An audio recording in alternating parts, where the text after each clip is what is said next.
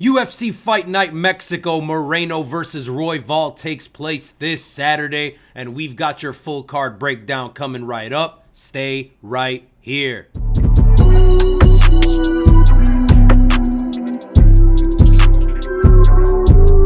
What is going on, guys? Dino Bam Bam here with the 10-7 MMA, and I'm here to help you guys out with your picks for this weekend's upcoming UFC Fight Night Mexico. And as some of you may have noticed, my partner in crime here, DS, is not with me for this episode. He's still in Dubai enjoying a much needed, much deserved vacation. Because if you guys watched last week, DS went flawless on that card. So if you guys are DS bettors or DS pickers, I am going to have his picks in the description below. No DS, but I did bring Winnie with me. So let's get straight into this card, guys. But before we do that, do us a favor. Go ahead and click that subscribe button. Ring the little bell. DS isn't here to do the little boop, but I'll do it for you guys. The bell notifies you when the videos drop. And you're going to want to be notified because we have a ton of content coming up this week.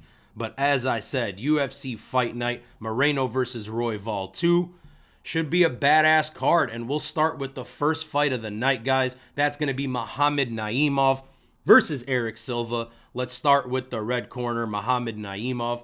29 years old, well-rounded striker. His grappling is definitely there. He has that in his back pocket. He throws huge-ass bombs. He does a lot of great work in the clinch. Last time out, he beat Nathaniel Wood in like a very ugly, sloppy fight. There was a ton of like eye pokes and nut shots and a whole bunch of dirty crap that was going on. But it kept stopping for fouls, but Naimov, to his credit, a big win versus a pretty damn good guy in Nathaniel Wood. Then we have his opponent, Eric Silva. He's 36 years old. He's mostly a grappler. Another very aggressive dude. He's willing to brawl to get to the grappling. That's kind of his bread and butter. The striking is very risky. He leaves a lot of holes there. But that's because he's so damn confident in his grappling, right? Last time we saw him in the octagon was a very long time ago, back at UFC 282 in December of 2022. He lost via sub to downtown TJ Brown that time. Guys, to start this card, for me, this one's pretty damn simple. The odds are pretty wide for my liking. I do think that Naimov is the better fighter here, but he hasn't necessarily lived up to the hype. Neither one of these guys, really, for me. Silva, last time out, like I said, he lost via sub, even though he is a grappler and that's his specialty. I have to go Muhammad Naimov here. I think the power's legit. I'm going TKO round 2. I just think he's on a different level, and to me, the Naimov money line is a pretty damn safe bet. All right, moving on to the second fight of the night. We've got Victor Altamirano taking on Felipe dos Santos.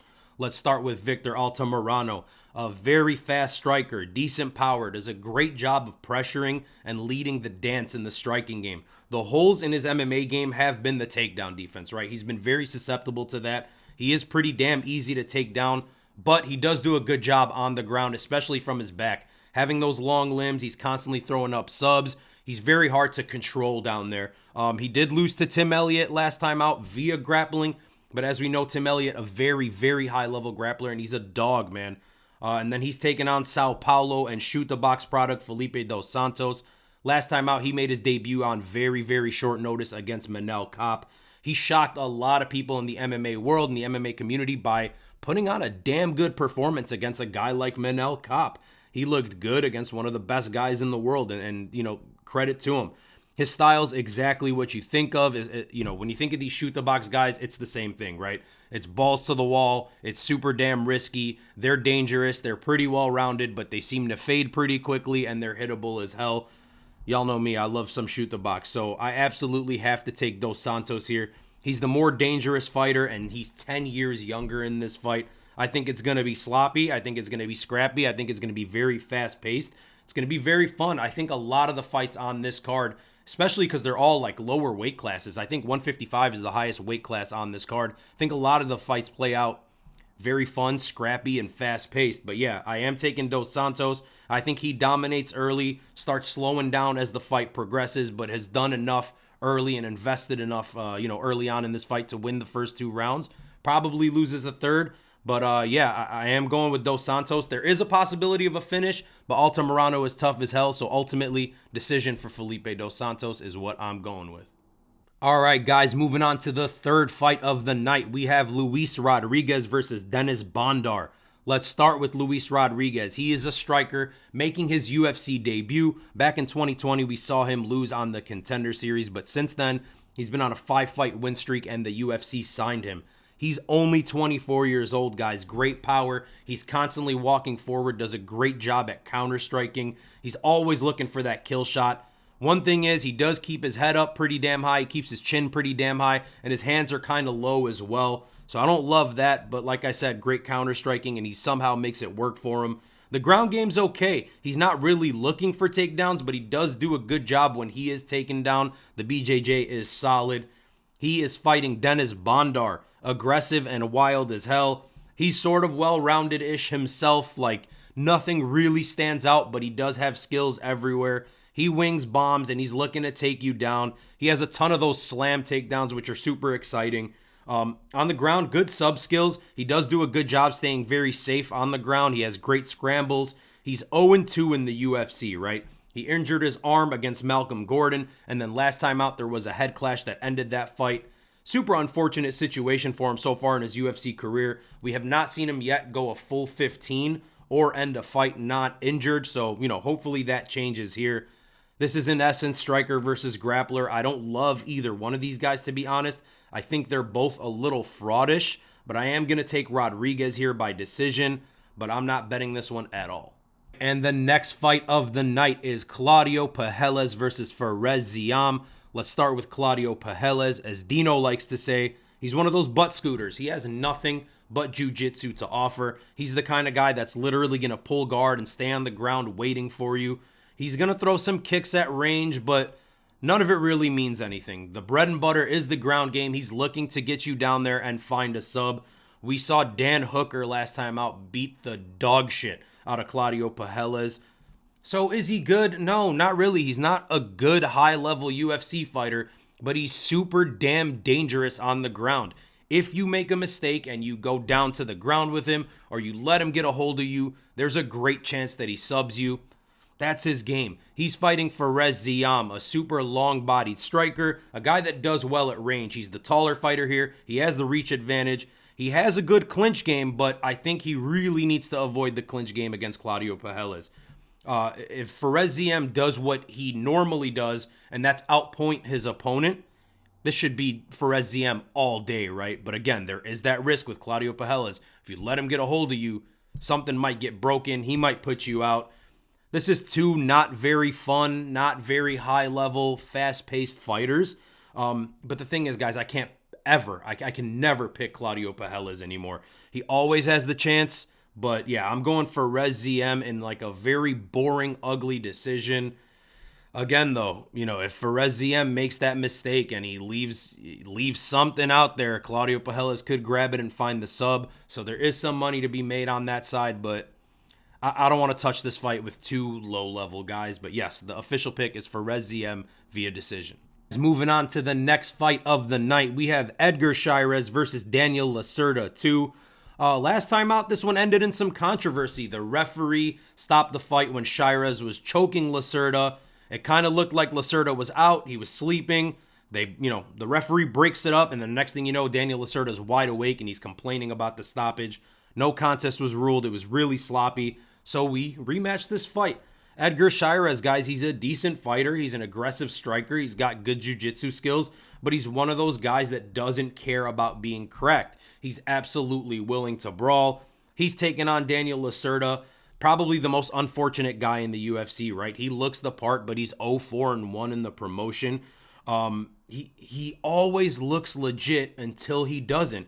He's a kill or be killed kind of fighter. He's always finishing fights or being finished. Another dude that's super damn dangerous. You guys should go check out the CJ Vergara fight. Absolute war. Insane fight. The thing with Daniel Lacerda is he has absolutely zero cardio. I picked Daniel Lacerda the last time out, and I sort of regretted it. But I'm an idiot, and I still do believe in him here. And I also don't really believe in Edgar Chairez. I don't think Edgar Chairez is a high-level UFC guy, and I think that Daniel Lacerda, with some work and fixing some of those holes, can be a very high-level UFC dude. Plus 280 coming back on the Daniel Lacerda side has me feeling some type of way for a dude that's so damn dangerous. Low confidence, but I am, again, picking Daniel Lacerda, especially at these odds. I'm not parlaying this at all, so this will be a one-off bet. But yeah, I'm going Daniel Lacerda round 1 KO, and we'll see. All right, and the next fight on the docket, we've got Jesús Aguilar taking on Mateus Mendonça. Let's start with Jesús Aguilar. He's mostly a grappler. I know last time out we saw an absolutely vicious knockout from him at UFC 290. I was there, so was DS, and it was one of those fights, guys, like it ended really quickly. Every fight on that card ended quickly pretty much. But this guy had the crowd going absolutely crazy. He's one of those guys, like Dino likes to say, has a special move, right? Like a finishing move. He goes for the guillotine a ton. He's a short, stocky guy for the division. Seems to be pretty well-rounded. Interested to see what the future holds for him. One thing to note, though, he is 1-1 in the UFC with his win coming up against, with his win being against Shannon Ross, that fight at UFC 290. I don't think Shannon Ross really belongs in the UFC. And then his loss was to Tatsuro Taira, who is a super, super high-level prospect. So now we're finally going to get to see him against someone that's not like on either end of that insane spectrum of, talent in the UFC. That guy is Mateus Mendonça, absolute my boy. If you guys remember, he's the blue-haired guy from Dancing with the Stars, aka Dana White's Contender Series. He's 0-2 in the UFC, but man, it's been against really good competition. We had Javid Basharat, and the second fight was Nate Maness. He's another shoot-the-box guy, right? So you know what that means. Anytime we say he's a shoot-the-box Diego Lima guy, you know what it is. He's super damn dangerous. They got good power, good jiu-jitsu skills. They're always coming forward. The cardio usually kind of sucks, and they make some dumb mistakes, especially these young guys. It is what it is, right? But Mateus Mendonça, to me, is the much better fighter here. I don't think we can pretend like he's not the more skilled fighter, but he's very susceptible to making a stupid-ass mistake. However, I am going to stick with Mateus Mendonça, the small minus 150 favorite. Low confidence pick, but I'm going Mendonça round 2 TKO before his gas runs out, right? And eventually he will make a mistake, so I think he needs to get this done early on. So yeah, round 2 TKO sounds right to me. All right, guys, and moving up the card, we have Cristian Quiñonez versus Raoni Barcelos. Let's start with Cristian Quiñonez. A very high-pressure fighter. Good striking. He's down to brawl. He has decent takedowns, and he sets a stupidly high pace. The striking, however, is a little basic. Not that there's anything wrong with that. It's a ton of 1s and 2s. It's very clean. The only thing I'm saying is I don't think he's unique enough in the stand-up to set up something special against these higher-level fighters. They're going to see everything coming. They won't be caught off guard. Last time out, he got choked out by Kyung Ho Kang. Now, Kyung Ho Kang is a very high-level grappler. I don't necessarily think, though, that he's the level of Raoni Barcelos. Now, Raoni Barcelos is a multiple-time national wrestling champion in Brazil, so he's pretty special down there. Pause. The only thing that kind of worries me with Raoni Barcelos, of course, is the age and the fact that he's been on like a little bit of a losing stretch, right? He has real power. He has real strength. He's a really good grappler. This, to me, would be an absolute slam at minus 175 if Raoni Barcelos had not gone through what he's recently gone through.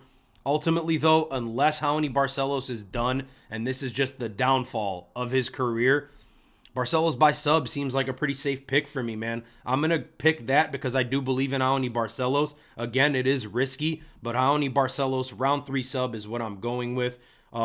Think about this, though. Raoni Barcelos, still the favorite after all these losses that he's gone through. That kind of lets you know that the odds makers in Vegas don't really believe in Cristian Quiñonez. So, do with that information what you will, but I am picking Raoni Barcelos by sub, round 3.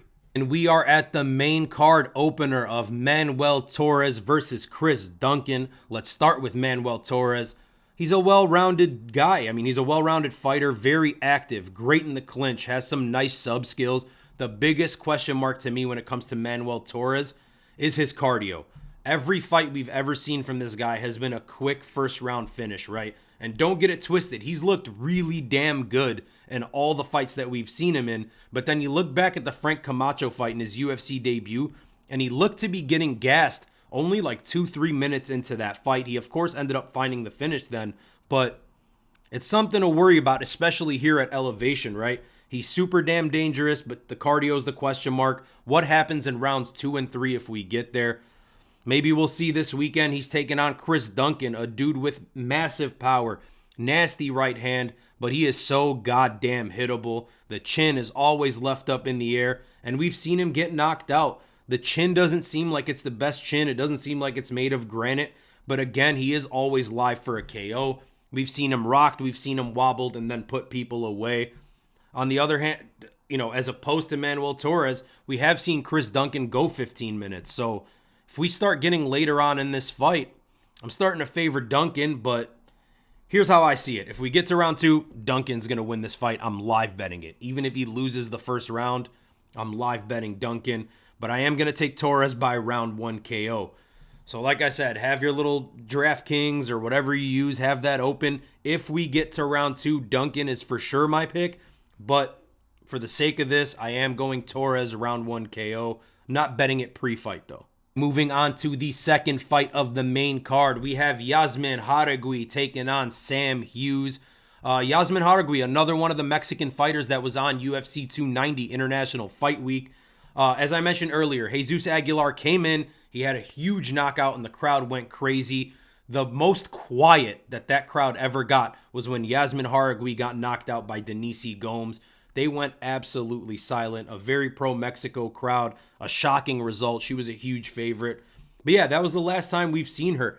Now, as far as a breakdown, her hands are super, super good. She's fast. She's powerful. For the lack of a better term, she boxes like a guy. And look, man, she got caught last time out. That's going to happen when you fight a fighter with the power of Denise Gomes. She has real power. Now, for Yazmin, we don't know necessarily what her grappling looks like, but I got to assume it's pretty good. She's young. She's 24. She's got to be getting better daily. She just seems legit. She passes the eye test. And to me, this is somebody that I think we're going to see in the top 5 of any women's division that she chooses to compete in the near future here. She's taking on the veteran Sam Hughes. Sam Hughes, a very high-pressure fighter. She likes to stay in your face. She's tough as hell. She gets cracked, and she's been on a little bit of like a nice stretch here, and she's been doing that by bullying girls with the grappling the last few times out. That's probably going to be her recipe here. Last time out, she did lose to Jacqueline Amarim for what that's worth, but I think her recipe to win this fight is going to be the grappling, right? But I don't think that's going to work with Yazmin here. I think this is the layup of the card. Yes, Hughes has been the better grappler as of late, but I don't think she's really that good of a grappler. She's way more of like an in-your-face bully kind of fighter. That's just not going to work here. The UFC set this up for Yazmin to get a win. She will win. She will bounce back. I'm going late TKO, probably round 2, maybe round 3. I don't want to touch this at all at minus 470, but this is, again, essentially the lock, the layup of the card. Yazmin Jauregui will win this fight via finish. And we move on to the feature fight of this card. We have Raul Rosas Jr. taking on Ricky Turcios. This fight should be fast-paced and fun as hell.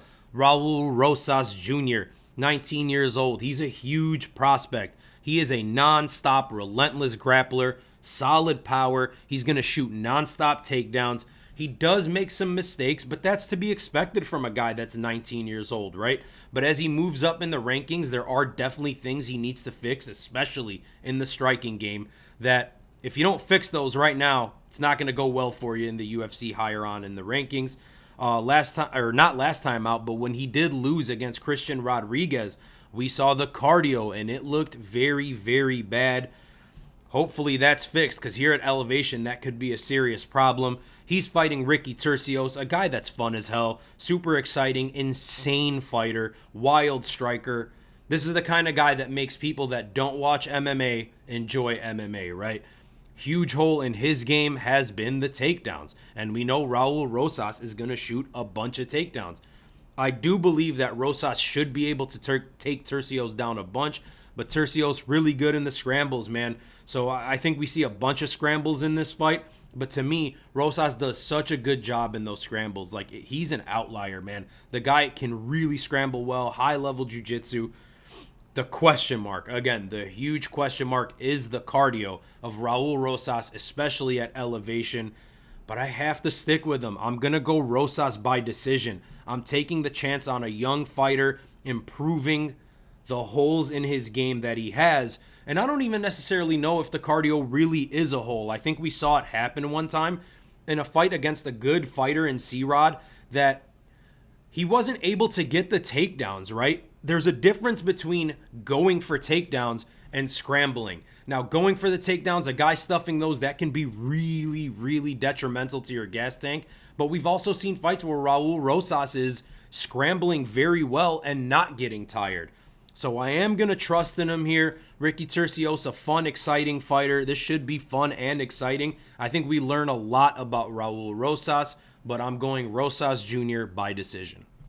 All right, and I made an oopsie. I said the last fight was the feature fight. I lied. I lied to you guys. This is the feature fight of the night. It's Daniel Zellhuber versus Francisco Prado. This should be very fun as well. Let's start with Daniel Zellhuber, a very long-bodied striker, pretty damn dynamic. He does a great job in the clinch, and when he's taken down, he does very well there as well with his long-ass limbs. On the feet, like I said, he's dynamic, but he's also very damn busy. He can sometimes start slow, and it takes a couple hits. It takes him getting rocked to get into the fight, but then he really starts to get going. He does need to be careful doing that here because Francisco Prado can crack. If you guys have been watching this show for a while, if you've been watching me and DS, you know we both really, really enjoyed Francisco Prado's pre-UFC tape. The dude absolutely throws bombs. He finishes everyone early as hell. His issue is that he gets so damn brawly, right? He has a phenomenal chin and phenomenal power, so he's definitely willing to take one to give one. That's the term, right? Take one to give one. He's willing to do that. He's only 21 years old, so for now, the chin has held up. But you got to be really careful doing that in the UFC. Look, guys, I don't necessarily think Prado is the guy that I thought he was before entering the UFC, but he's still very damn dangerous. I think the way this fight plays out is that every minute that passes is better for Daniel Zellhuber. Zellhuber is the more refined striker. He's definitely sharper, but he's also hittable early on. And you take a guy that cracks people and puts people away early on versus a guy that starts a little slow and gets cracked early on. To me, it just kind of makes sense. I'm going based off the hunch. I'm going based off what I've seen. I'm taking Francisco Prado round 1 KO. But this one is a little risky. And like I said, if we get past a couple minutes, it could be Zellhuber's fight. All right, guys, moving on to the co-main event of the evening, a special 5-round co-main event. It's Yair Rodriguez versus Brian Ortega 2. All right, so with this one, guys, I think it's pretty damn simple. Not much has changed since they last fought, right? So yes, Yair has fought 2 times. He, of course, lost to Alexander Volkanovski back at UFC 290, but he had also beaten Josh Emmett in that time. Ortega since then obviously has not fought. He's been nursing his injury. This, in essence, is striker versus grappler, right? So let's take a quick look at both of those things. On the feet, to me, Yair Rodriguez, way, way better. Way more dynamic. He's super damn tricky, super long-limbed, real power. Now, Brian Ortega, he gets a lot of shit, but he is pretty good on the feet. But we've seen him, when he fights good strikers, essentially be a human heavy bag, right? He takes damage. We saw that against Max. So don't really love the matchup for him on the feet. On the ground, let's be honest, we know the advantage goes to T-City Brian Ortega. Super damn dangerous. If you leave something open, he's going to snatch it up and he is going to sub you. A huge thing to note here, right? Yair Rodriguez's groundwork, his guard work specifically, has been pretty damn good. This basically, to me, boils down to one thing. The question mark is Yair Rodriguez going to make a dumb mistake that allows Brian Ortega to get in a position of advantage on the ground? And if he does, Ortega via sub is a very, very live possibility. But if he doesn't, and he's able to keep this on the feet, he should be able to touch up Brian Ortega and damage him up throughout this fight. We know Ortega can take an ass whooping. We know he's one of the toughest guys in the UFC, but I think Yair right now is taking the sport very seriously, especially with a new champion in Ilia Topuria. We know Yair's going to want that matchup. He's facing a guy that I don't necessarily think is taking the sport too damn seriously. So I am going to take Yair Rodriguez. I'm going TKO very late in this fight, round 4 or round 5. Again, Ortega's tough. I think he's able to take the ass whooping until he can't, right? So Ortega, to me, guys, he's peaked already. I think he's on the decline of his career. So Yair, and maybe he gets the title shot next. All right, guys, and we are here at the main event of the evening. Brandon Moreno versus Brandon Royval. Two scrappy-ass fighters. But, guys, I don't really think this one's going to be too close either. We know Raw Dog Royval is very scrappy. We know he's very well-rounded. He's always going to make it a dogfight. And he does have some good power to go along with the pressure that he always brings. I can totally see Brandon Royval catching Moreno a few times, even getting a knockdown or two. But I don't really think he has the ability to turn the lights off on Brandon Moreno. Now, we've seen Brandon Moreno dropped, but every time we see Brandon Moreno get dropped or get rocked, he somehow seems to recover and come back stronger. I do like Brandon Royval, but to be honest, I don't really see an area in this fight where I think he's better than Brandon Moreno. The boxing is for sure Brandon Moreno. Royval is willing to get cracked, so we'll see how that works. The ground game, I also favor Brandon Moreno in that. Both guys scramble very damn well, and I think we're going to see a bunch of grappling in this one. I think, obviously, every fight starts on the feet, but I think Brandon Moreno is going to quickly establish the boxing and let Royval know that, I'm not going to win this fight if it stays on the feet. I think he's going to essentially force Royval to go for the grappling, and then we're going to see a ton of sick-ass scrambles, but ultimately, I do think Moreno is the better fighter there as well. I think he's going to get the best of those. I think once we start getting to that third round, we're really going to see Moreno start to take over. Royval, the way I see this playing out is Royval shoots a dumb takedown, Moreno scrambles, gets the back, and I think it's curtains from there. I'm going Brandon Moreno by submission, round 3 via rear naked choke. So again, that's what I'm going with. I think this should be a very fun, high-level, fast-paced, scrappy fight for two guys that are title contenders, two high-level flyweights, and I'm interested to see, does Moreno get another title shot after this? I mean, if he wins this fight, what's next for Alexandre Pantoja? We don't really know, so it'll be interesting. So that was the breakdown for UFC Fight Night Mexico, aka UFC Fight Night Moreno versus Royval 2. Another one of these themed cards. You guys know how I feel about themed cards. And next week, we have another somewhat of a themed card, a weird fight night, an early start. We have Jairzinho Rozenstruik versus Shamil Gaziev. DES is going to be back from Dubai, so we'll have a little bit of a more normal, longer full card breakdown. Also, guys, this weekend, look out for Bellator versus PFL, or PFL versus Bellator, champion versus champion, whatever they're calling it. Our boy, Captain Eric, is going to be there. He's cornering Patricio Pitbull. Of course, another our boy, Impa Kasanganay, going to be on that card. Looking forward to that. So if you guys enjoyed, do us a favor. Click the little thumbs up. Click the subscribe button. Ring the little bell. You can also follow us on Instagram at the107MMA. Again, guys, I'm Dino Bam Bam. This was the 107 MMA. Thank you so much for watching. Peace.